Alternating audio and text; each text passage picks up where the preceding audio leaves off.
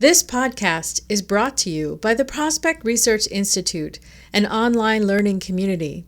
Have you ever worried whether you were doing your job right? At the Institute, we turn researchers into fundraising intelligence assets, leading your development officers to the biggest and best donor prospects, and bringing your organization major gift success. It was most effective because it was a top-down decision. The decision came from leadership that we were going to do this change. It was communicated as something that the organization was going to undertake as a change. And then the work started and was really fostered by and pushed by leadership. Welcome to Prospect Research Chat Bites, a podcast by and for prospect research professionals. I'm Jennifer Filla. Today, I'm talking with Janet Weimar, Executive Director, Prospect Development at the University of Iowa Center for Advancement. Hello, Janet. Thank you for joining me today on Chat Bites. I'm so happy to be here. Thanks for having me. So before we jump into major gift portfolios and qualifying prospects, would you be willing to share a little bit about how you found yourself in the prospect research field? And then, of course, what are you doing now? Absolutely. Yeah. I came into the field after graduating from the University of Iowa with degrees in English and theater arts. I didn't know what I wanted to do with my life. I knew I didn't want to be a starving artist in a big city or go into theater, maybe do that on the weekends, but not as a career. My first job out of college was as a records clerk at the University of Iowa Foundation. And I found myself updating records and filing and doing that work. It was interesting. But I had an opportunity to join the research team a year later after coming to work there. And I was on the research team for about 9 years before moving to a position at Unity Point Health. I served as the manager in their foundation service center, which was a shared resource for the 5 senior affiliate foundations throughout Iowa for that healthcare entity. That was a very busy, very interesting job. Learned a lot about grateful patient fundraising. But when there was an opportunity to come back to the University of Iowa in 2015, I came back and joined that team on the prospect management team, and then worked in prospect management roles at Iowa until a couple of years ago being named the Executive Director of Prospect Development. So in that role, I oversee our prospect management and our prospect research teams, and I provide that leadership to the University of Iowa Center for Advancement on prospect management, prospect research, and pipeline development efforts. That's how I got into this. So I can't wait to hear what you're going to say about portfolios. And really, that's what I want to know. At the University of Iowa, how do you guys qualify prospects? And how does that fit into development officer portfolio assignments? Sure. Yeah. When I came back to the University of Iowa in 2015, we very much were working still from sort of that old school idea that fundraisers were working with large portfolios, so 100 to 150 prospects apiece. Portfolios were both a mix of not yet qualified prospects, already qualified prospects, so people that they were working with actively in cultivation solicitation for a gift, and then stewardship prospects that were in their stewardship pools. But everything was kind of lumped together in their portfolios, which made it very difficult to really get to the heart of those prospects that they were working with now, or those prospects that were on deck, and then the prospects that they, of course, need to keep in touch with because they've made a gift to the institution. They want to continue that relationship and continue to steward those gifts. So in 2018, we embarked on a big kind of overhaul of our portfolio processes and adopting new fundraiser metrics. And that work was largely based on the work that David Lively is doing at Northwestern, has been doing at Northwestern, but it used our own data. So we wanted to arrive at the KPIs that were most effective for us in ensuring fundraising success. And that came with it a couple of things, including a new definition of qualified. So the metrics were based on, it's hard to explain, so it was like a huge project.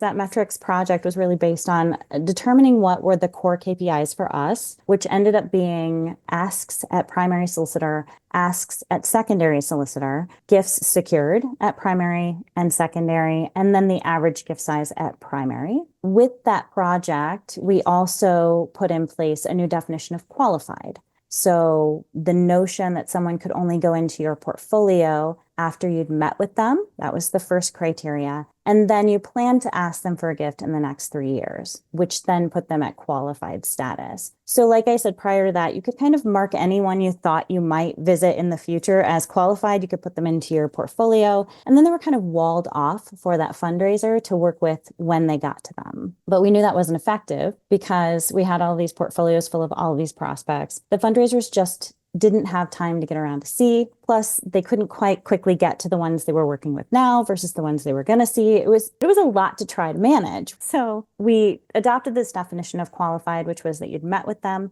and you were going to make an ask of them in the next 3 years. Those are the prospects that we then put into portfolio. We also had mechanisms then for coding our qualification pool prospects, so those that were next on deck, and then another mechanism for coding our stewardship prospects. So we were able to do that prospect sorting that got to a better way of us being able to work with those prospects and for fundraisers to manage those prospects that were going to help them achieve their core KPIs for the year. It was a whole change to landscape, really. How long did that take? So the project from start to finish took about 9 months. It really did go quickly. It was most effective because it was a top-down decision. The decision came from leadership that we were going to do this change. It was communicated as something that the organization was going to undertake as a change.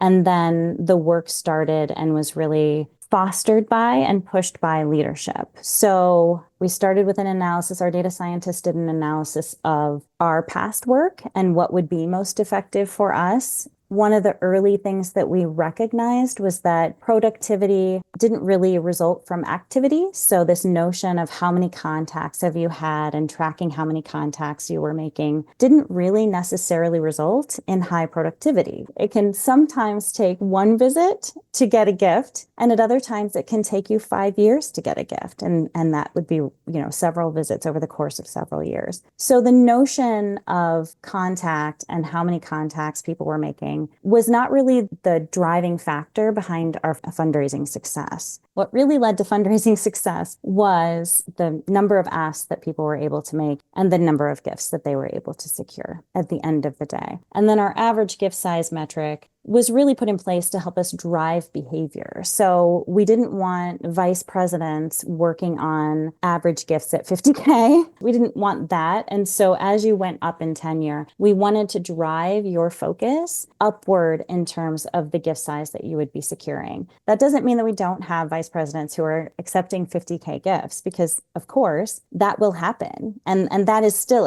a wonderful gift. But what we wanted to really do was drive behavior toward those folks who are at the highest end of tenure or position to be partnering with colleagues who are newer to the field and introducing them to those conversations to secure those gifts at a lower level while they were focusing their efforts at gifts at a higher level and prospects at that higher level. So it was a huge shift in mindset. It did take only 9 months, but it was a fast-moving train once we got going. Once we knew sort of where we wanted those KPIs to live, we went into action to think about how we were going to take these large portfolios and put them into these various segmented groups. So the KPIs were introduced. We knew what the numbers were for each of the titles and the goal levels at each title. And then we were able to work to get our fundraisers really focused on those prospects that they were working with right now on an ask and a gift versus those that they would consider next best or those that were on deck versus those that they wanted to keep track of for stewardship. We had meetings with them.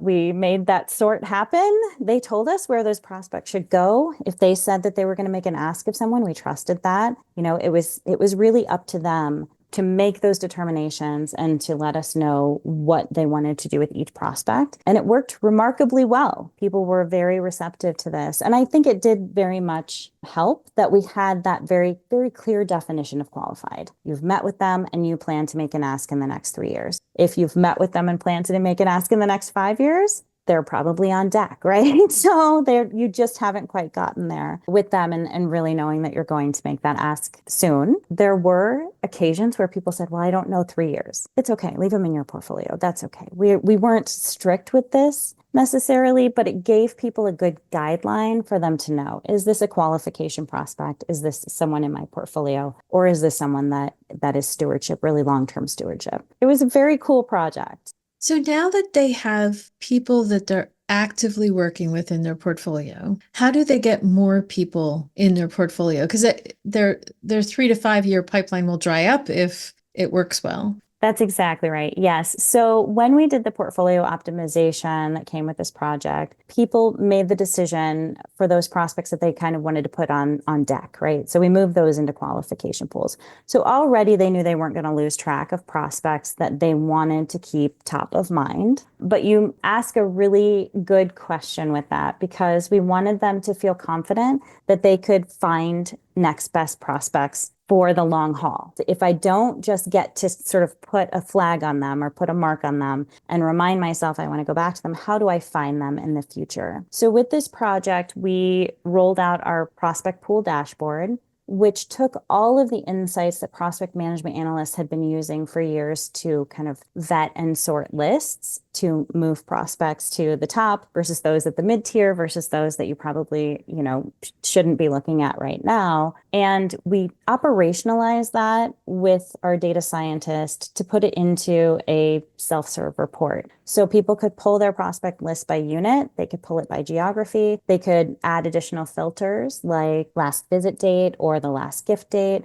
or the gift amount. And the whole thing was broken out by unit. So you weren't just looking at prospects who were good prospects for the university, but you were looking at prospects who were good prospects for the university, but primarily for business. Even if they'd given a gift, for instance, to Children's Hospital, if the giving was higher to business, if that institutional affinity was really leaning toward business, it's going to tier them higher for business than it will children's. And so we wanted our teams to be able to feel confident that they could get to those prospects later, that the prospects would be available to them, and that they wouldn't have to spend so much time trying to mark them as they could just focusing in on the work that was going to be most productive to them and then know that they had that resource they could utilize later. And they could still put a task on the prospect's record, right? Like if they wanted to touch base in 6 months because someone was getting married or, they couldn't visit them because something was happening, they could still do a task. Yeah.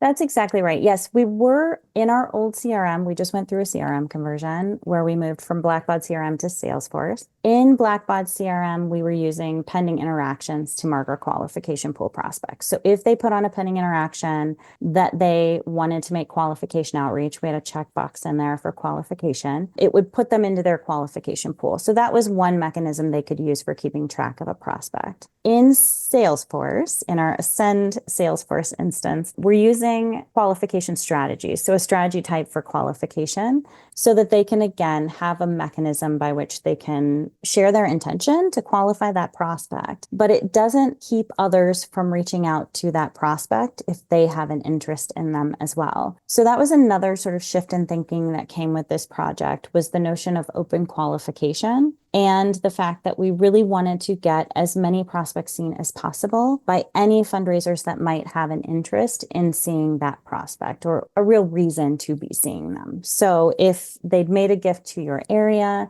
if they were a grad of your area, if they expressed interest or attended an event for something that was going on in your area, we wanted those prospects to be seen. We also at the same time, we had a lot going on in 2018 and 2019, but we also at the same time brought in Plus Delta. And the Plus Delta model is very much sort of fundraiser as generalist. Even if you're representing a certain unit, you're still meeting with that prospect or donor and wanting to connect with them where they are. So our business fundraisers are meeting with their business grads and their business prospects. But if they meet with them and they say, I really have an interest in children's medicine, we want our business fundraisers to then connect that person, of course, with the Children's Hospital team and make sure that we can help that donor realize the impact they want to make. So it was all very interconnected and it was a complete shift in how people were working. But we have multiple mechanisms in place, yes, for our fundraisers to identify new prospects and top prospects to their unit, for them to be able to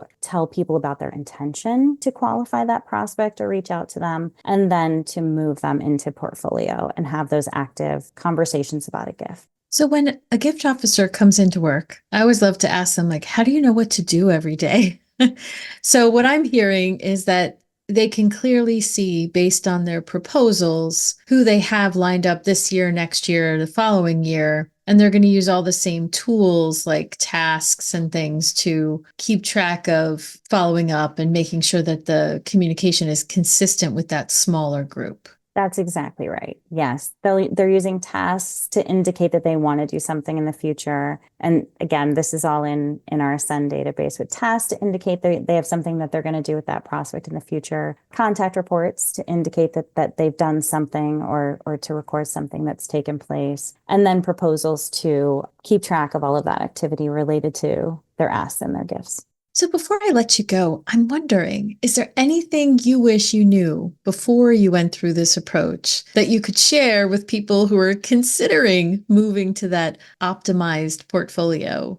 Yeah, absolutely. I think the thing that I wish I'd known then was how responsive and excited our fundraisers were going to be about this process. I think we had a lot of hesitation about going through portfolio optimization because we just assumed people would be kind of upset about losing those prospects from their portfolios, and that concept of having anyone that they wanted in portfolio just available to them in their portfolios. So I think that was the one thing that really kind of blew us all away. It was almost as if the fundraising team was kind of ready for this change. And I think that they embraced it. They embraced the change. I think they were ready for it. I think they were just as daunted by large portfolios as I know those of us working in prospect management were. And I wish I'd known how much better it was going to be, quite frank. For many years, anyone who's worked in this field for many years, you go into a portfolio review meeting where someone's sitting in front of it. You take the list of 150 prospects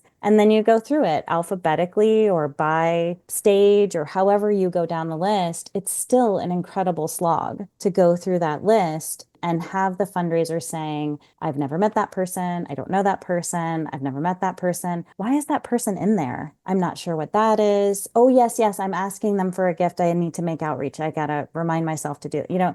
It's just a lot to try to keep track of. And so by putting these mechanisms in place where these things were sorted out and just easier to find and look at, I think that we've really improved the fundraiser's workflow. And it has just been so much better. I think if I'd known how much better it would be, I don't know. I was excited as it was, but I just can't, it's hard to describe how much better. I think it is not just for those of us who work in prospect coding and prospect tracking and that kind of work, but also I think our frontline fundraising staff. Thank you so much for sharing with me today. Of course. Thanks for having me.